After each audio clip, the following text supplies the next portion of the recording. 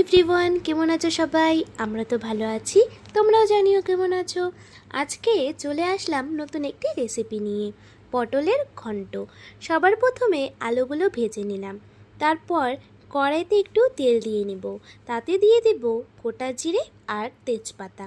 আগের থেকে ভোগ চাল ভিজিয়ে রেখেছিলাম, সেটা এখন দিয়ে দেব। আদা আর গোটা জিরে বেটে রেখেছিলাম, এক এক করে সেটাও দিয়ে দেব। ভালোভাবে নাড়াচাড়া করে নিলাম, তারপর দিয়ে দিলাম আলুগুলো। অনেকটা ভাজা হয়ে গেছে, এখন দিয়ে দেব হলুদ, তাতে দিয়ে দেব আগের থেকে কুড়িয়ে রাখা পটলগুলো।